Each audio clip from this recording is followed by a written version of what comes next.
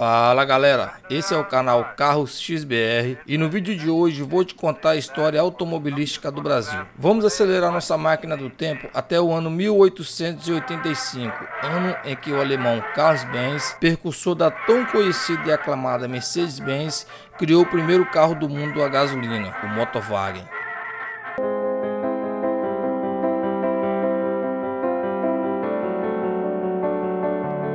Mas a história dos carros no Brasil começou com Alberto Santos Dumont, conhecido como pai da aviação, por volta de 1891. Dumont trouxe para o Brasil um dos primeiros carros a gasolina, um Peugeot Type 3 Vis-a-Vis. Esse veículo tinha um motor Daimler com 2 cilindros em V e 3,5 cavalos de potência, permitindo atingir a velocidade de 18 km por hora. Escute esse ronco.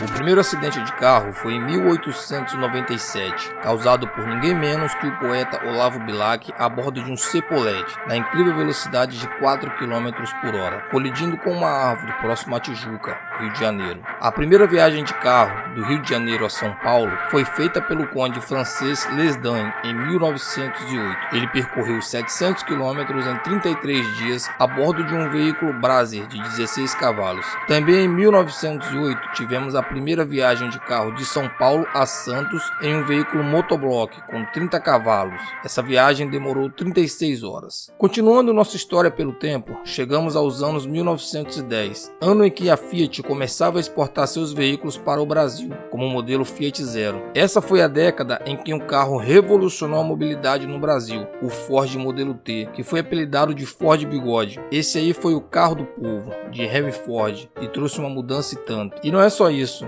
Na década de 1910, surgiram as primeiras concessionárias de carro no país. Além do modelo T, outros carrões de luxo, como os Rolls-Royce Silver Ghost, começaram a caminhar por aí. Uma verdadeira festa para os apaixonados por carro. O Rio Speedwagon, fabricado pela extinta Rio Motor Car Company, também ganhou popularidade na década de 10. Era conhecido por sua confiabilidade e durabilidade, o que o tornou uma escolha popular para várias aplicações, incluindo o transporte de carga. Em 1919, a matriz Ford nos Estados Unidos cria a filial brasileira. É a primeira montadora a se instalar no Brasil. Modelos T começam a ser montados no centro de São Paulo. E agora, pessoal? Acelerem comigo até os anos 20. Foi a era de ouro da indústria automobilística brasileira. Viu o surgimento de várias fábricas locais. Lançado em 1923, o Ford A era um carro mais moderno e sofisticado que o modelo T. O carro tinha um motor mais potente, freios hidráulicos e uma suspensão melhor. Em 1925,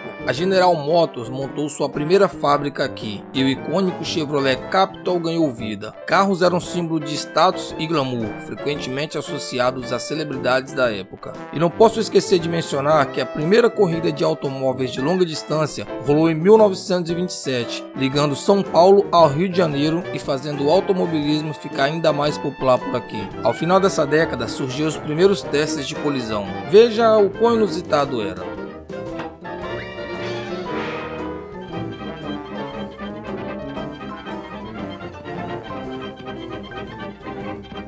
Vamos agora para a década de 30, uma época de mudança com a era Vargas no comando do país. Em 1934, surge o que ficaria conhecido mais tarde como Código de Trânsito Brasileiro. Nessa época, carros de luxo como o Packard 1939 Super 8 e o Cadillac V16 Sport Phaeton eram símbolos de status para políticos e empresários. Vargas incentivou a produção nacional de automóveis como parte de sua política de industrialização. E em 1936, a Ford lançou o primeiro caminhão fabricado no Brasil, o Ford BB. Às vésperas da Segunda Grande Guerra, a montadora passou a fabricar por aqui um modelo de luxo, o Mercury 1939, mas que só entrava na linha de produção sob encomenda. As montadoras estrangeiras que já estavam no país, como a Ford, a General Motors e a Packard, ampliaram suas fábricas e investiram em produção de novos modelos. Além disso, novas montadoras chegaram, como a Fiat, a Nash e a Chrysler. Essas montadoras trouxeram os novos modelos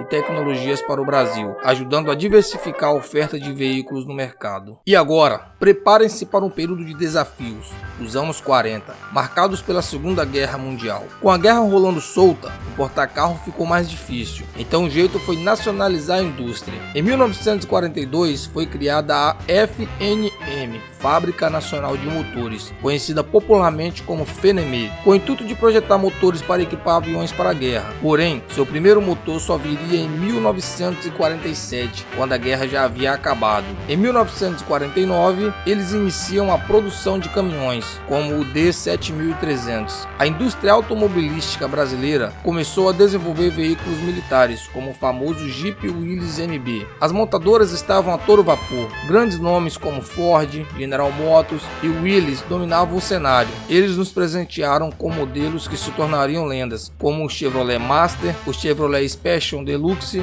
Ford Coupé e o Hudson 1948. A década de 50 para muito foi uma das melhores da história automobilística brasileira. Nessa época chegava por aqui o Volkswagen Sedan 1200, famoso Fusca, tornou-se um ícone do Brasil e um dos carros mais vendidos da história. Comenta aí se você sabia que esse era o nome de batismo dele. Nesta década também tivemos o lançamento da Kombi, que foi fabricada até dezembro de 2013 e conquistou o coração dos brasileiros. Nessa época iniciou a produção de veículos com vidro elétrico. Em 1956 tivemos o curioso Home Isetta, com sua estranha porta na dianteira do veículo. Ele é considerado por muitos como o primeiro automóvel de produção em série no país. Tivemos outros lançamentos, como o charmoso Carmanguia em 1955, o DKW V-Mag com motor 2 tempos e porta que abriu ao contrário, Sika Chambord de 1959, a Rural Willys, o FNM Alfa Romeo D9500 e o D11000. Esse contava com 2 alavancas de marcha, era quase um exercício físico para dirigir.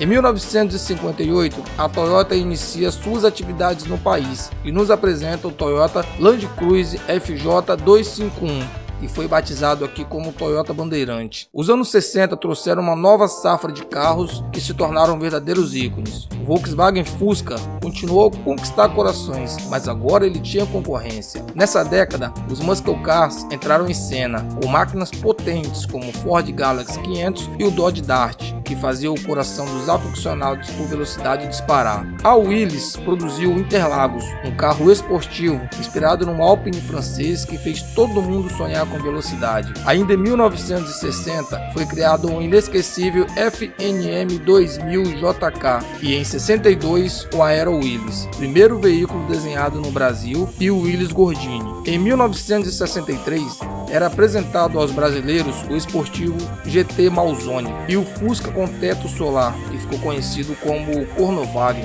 Por que será, hein? Mas os anos 60 também foram marcados pelo regime militar de 64. Isso levou à criação da estatal Engesa, que produzia veículos militares empolgantes. Nesse ano tivemos também o lançamento da Veraneio. Em 1967, o Brasil lançou o Puma GT, o carro esportivo de design brasileiro que chamou a atenção do mundo. A Chevrolet chegou com o Opala em 1968, veículo amado até os dias de hoje. Nesse mesmo ano, a Ford produzia o Corcel. Em 1º de setembro de 1969, nascia oficialmente a Gurgel Motores, uma fabricante de automóveis 100% nacional, iniciando com a criação do Ipanema. E para fechar a década, em 1969, a Volkswagen apresenta o VW 1600 de 4 portas, conhecido popularmente como Fusca Zé do Caixão, e suas variações, a perua variante e o cupê Volkswagen TL. Então é isso, galera. Espero que tenham curtido essa primeira parte da nossa incrível jornada automobilística aqui no canal Carros XBR.